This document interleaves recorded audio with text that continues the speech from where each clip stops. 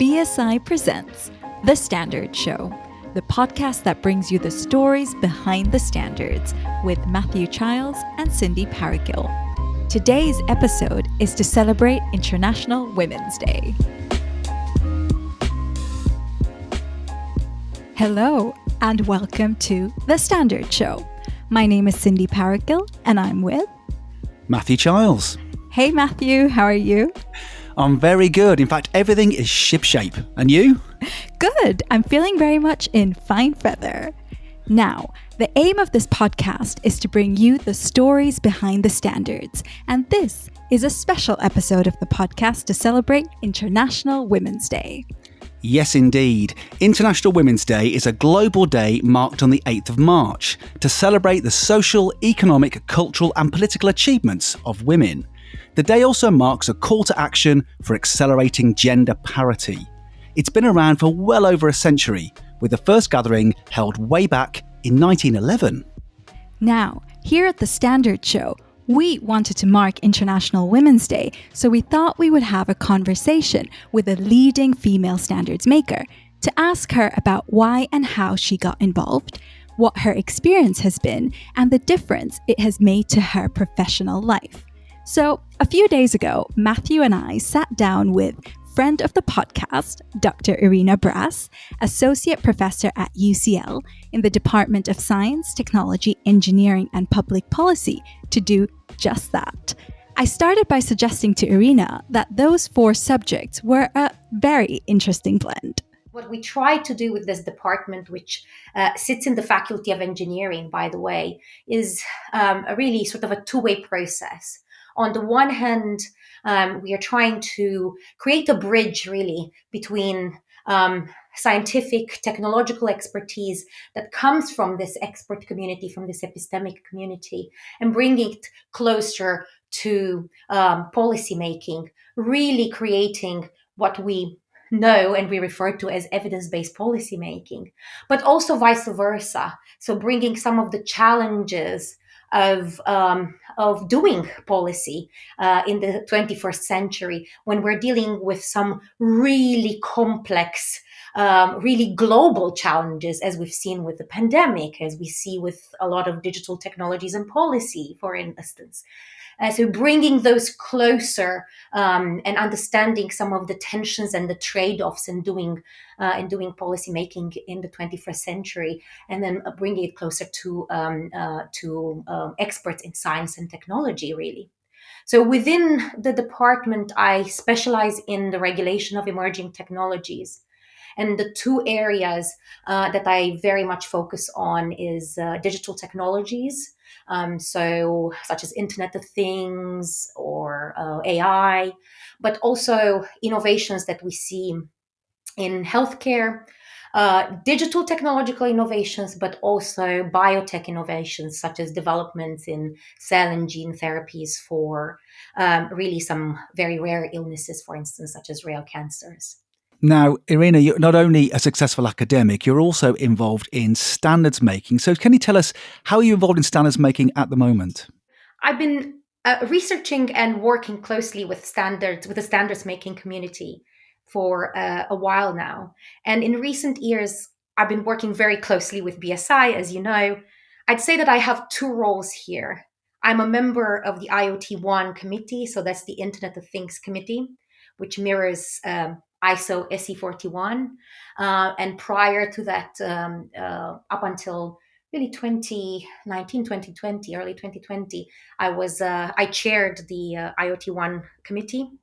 And also since 2019, I'm really honored to say that I've joined SPSC, so that's the Standards Policy and Strategy Committee at BSI, which advises and also reports to the BSI board on strategic future standards development. So, as I said, this is really a true honor for me because I feel that I can represent the higher education sector in this really important advisory committee. And I can also provide insights for how the higher education sector and the standards making bodies can work closer together to ensure that the role of standards is better captured in higher education curricula and also that the goals and ambitions that we are trying to achieve in higher education are reflected in the way the standards are being developed in the future. That's fantastic. And your passion really comes out there. Can I ask, what's been your standards journey and how and when did it start for you? Oh gosh, that's a bit of a long journey, I have to say.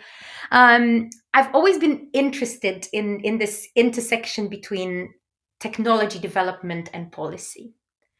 I guess my interest in the role that standards play at this intersection, yeah, between technology, science, and policy, really happened during my PhD at LSE. So that's quite a while back now.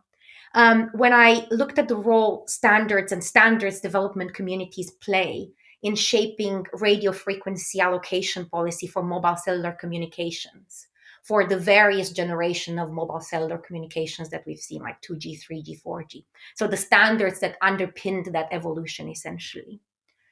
Uh, there was, and to a certain extent, that very much still is, an assumption that the world of technology is in this kind of constant tug of war between industry driven innovation and policy. But there is so much that is being missed in this kind of artificial dichotomy, in my view, between regulation and innovation. And actually, one aspect that is missed here is the role that standards play to support innovation. And also, broader than that, so broader than supporting economic development, supporting innovation, supporting businesses, standards are enable and are able to reduce the risks, to prepare organizations for managing risks associated sometimes with those innovations, with the technological and scientific developments that we are seeing, protecting users and consumers when it comes to dealing with those risks, and ultimately meeting those public policy objectives, which is to protect customers, to protect consumers. So there is this area that, in my view, was really fascinating and still is, that is very much not captured in research, and that motivated my journey throughout, if you wish. So since then, I maintained and I really consolidated my interest in standards. So I've been looking at cybersecurity standards for the Internet of Things, for instance. I've been looking at AI standards, standards for connected intelligent medical devices, etc. And I have to say that we have quite a lot of evidence that standards are misunderstood and very often misrepresented in both research and higher education, so in teaching and our curricula. And more, in my view, needs to be done here. So, for instance, in research, there is this trend that standards are captured by industry, are captured by big tech. And while this might be the case for some market-driven standards, it's not the same story for all standards. So I guess it depends on the organization that develops those standards, whether it's a closed industry association or whether it's a national or international standards body that where there is a requirement for more transparent processes. So there is so much more here that needs to be captured in the research that we are doing as scholars and as academics to understand the very important but complex role that standards play at this intersection between technology, science, and policy.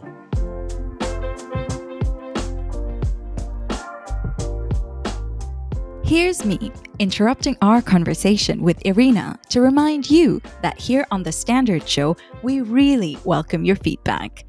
Please rate and review us wherever you get your podcasts, especially if you listen to us on Apple Podcasts or Spotify. You can find us on Twitter at Standard Show and on Instagram at The Standard Show. And check out the show notes for all of the ways to get in touch. So I can see, Irina, that you've had a sort of a deep research and sort of long-standing research interest around standards and standardisation. I just wonder, what were your motivations for crossing the threshold and actually getting involved in standards themselves? So to me, it's simple. More needs to be done. both in practice and also in research and higher education, to study, to understand, to explore standards. So we need to have a stronger bridge when it comes to these communities, in order to explore more the role of standards at this intersection of technology, science, and policy. If you talk to engineers, for instance, the role that standards play is clear to them. They are, I don't know, fundamental for product design. They are fundamental for systems engineering, for resilience of those systems, etc. Whatever it is, right? But if you talk to social scientists, it's generally less clear. So one of my motivations was to go between these disciplinary silos and to also embed myself as much as possible in standards development practice to understand how this work is being done.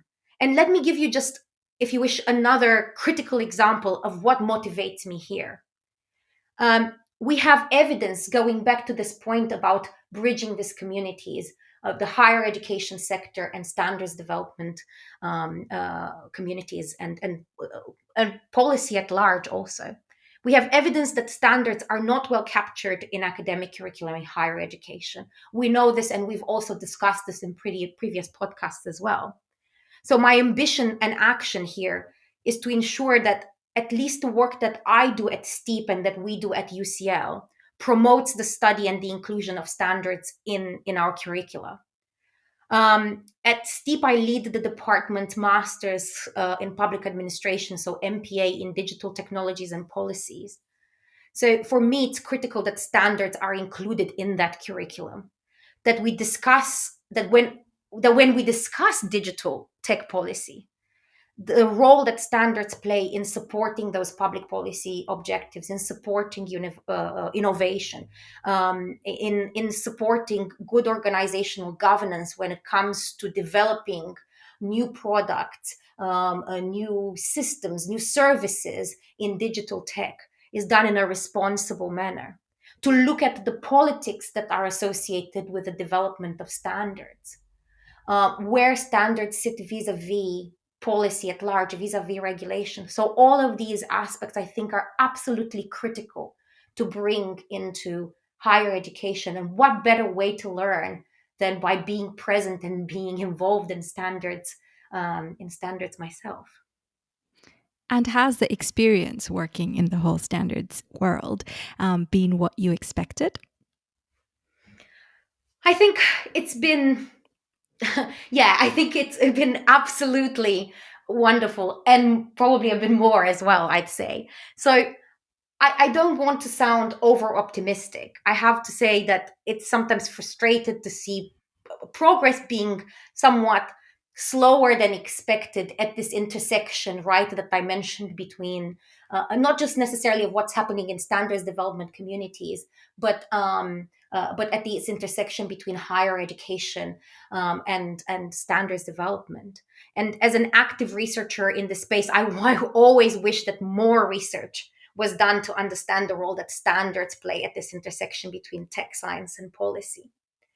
Also, as an educator, I want our curricula to be more interdisciplinary and to capture the role that standards play. Because ultimately, this is what's going to educate the next generation of innovators, of policymakers that we have in this space. But my gosh, I have to say at the same time that this experience has been absolutely fascinating and very rewarding.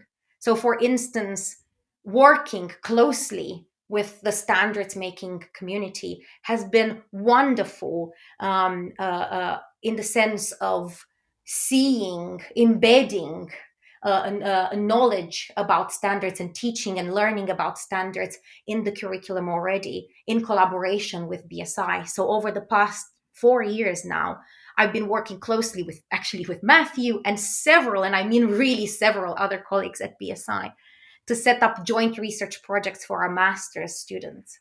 So these are master's dissertation projects with groups of our brightest students interested in this intersection between digital technologies, standards, and policy. Just a quick clarifications corner here. Irina is referring to BSI's student research programme, which is available to postgraduates studying at a UK university who have a research idea or project that involves standards in some way. To find out more about the programme, including case studies of previously supported projects and how to apply, hop on over to bsigroup.com/education. We looked at some of the most sort of cutting edge areas out there, areas that are of high interest to BSI and that are of high interest to a number of standards making bodies, and policymakers and industry in the world. For instance, connected and intelligent medical device standards. So how do we update our current medical device standards to capture some of the challenges and risks associated with connected and intelligent medical devices? This year, we are looking, for instance, with 6 students at the future of AI standards. So I'm always impressed by how much the students enjoy their journey, learning about standards, interacting with BSI, being part, observing how standards making committees at BSI function, how consensus is being reached. All of this is absolutely fascinating and is so enriching to see. So while I am an academic and I'm also an active member, a researcher who also contributes actively to standards committees and to standards development, I also get the amazing benefit, and to see how our students are learning, and are learning about standards, and also incredibly importantly, how they are then taking standards and bringing them into their future career, sometimes even staying in the field as standards makers themselves. And one last point here, and I know I've been talking a lot, but one last point here to say, because I know that this is around International Women's Day that we are recording this podcast. One fundamental thing here to say is that over these 4 years of working closely with BSI on these amazing projects, the majority of our students who have joined these projects, in probably about 90% to 10%, have been women. So we see an amazing representation and interest for our female students in this area, which is absolutely fascinating. I'd just like to echo that, actually, Irina. It's been, for me, professionally, working with those groups of students over the past 3 or 4 years has been absolutely fantastic. The quality of work they have produced has been absolutely superb.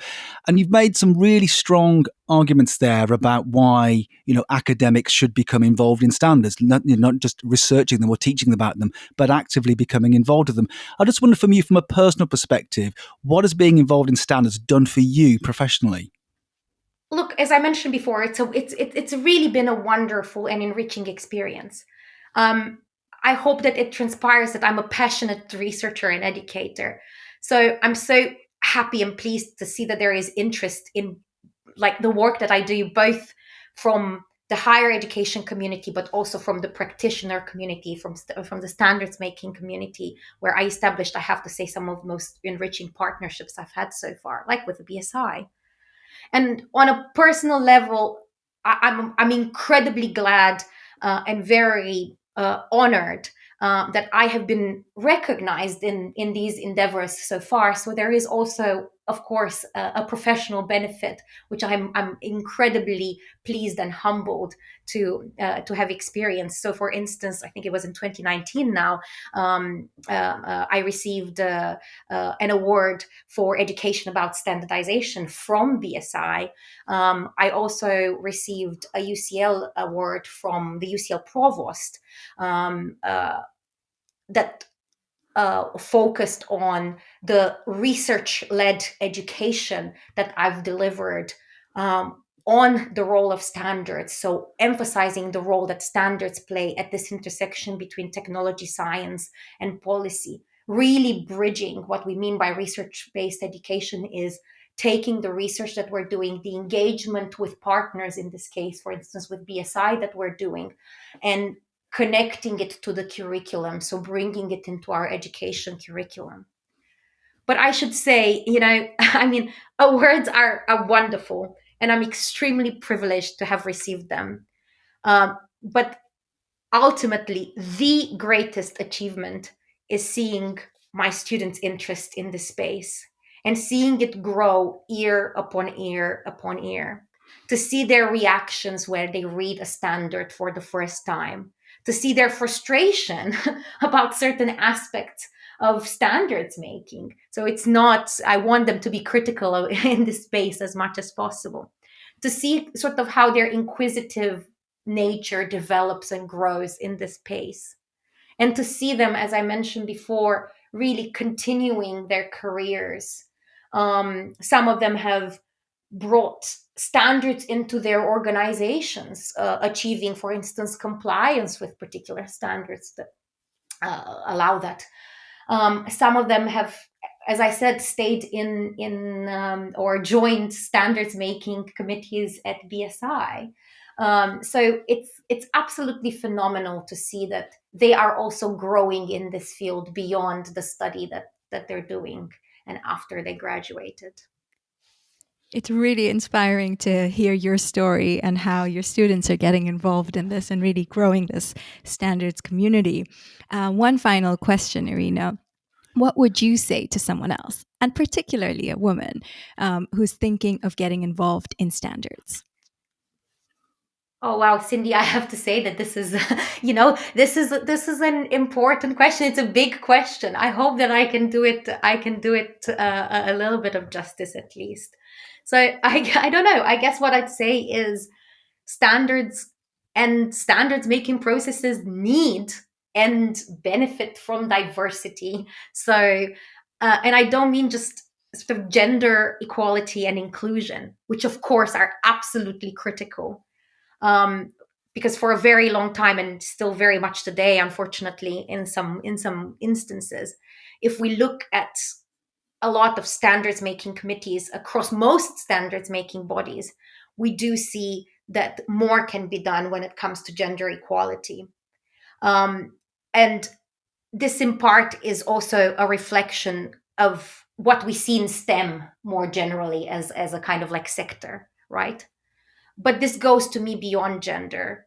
This is it's about representation of diverse positions, of diverse views, of diverse perspectives, of diverse disciplines, voices. We know that standards underpin so much of our existence. Why we need to work harder, I guess, to make them more open, more representative, more inclusive, more sustainable, more future oriented. So I don't know, to young women who might be listening, I'd say, look at the world of standards and standards making, and don't see these as barriers. See them as opportunities to change. See them as opportunities to have your voice and perspective heard. Um, Challenge those established practices as much as possible when you're seeing them. As a woman who studies and works also closely with the standards making world, I didn't find resistance when it came to pushing some of these boundaries. On the contrary, I always found a lot of interest in the position and the perspective that I brought to the table as a woman, as an academic, as a social scientist, as opposed to an engineer that operates at this intersection between science, technology, and policy. So I don't know, give it a go. As I said, I hear from my former female students now successfully working in some of them in some of the top organizations in the world, how they've learned from this experience, grown from this experience, taken it forward, and really made their mark, also in their future careers. So that's very inspiring, humbling, and inspiring. And I hope that at least this short podcast motivates everyone, but in particular, yeah, in our case here, young women, to give it a try, and to see this as a great opportunity, for an area to explore, and also but an active area to be part of. You have been listening to an episode of The Standard Show with Matthew Childs and Cindy Parakill. Subscribe to us now wherever you get your podcasts.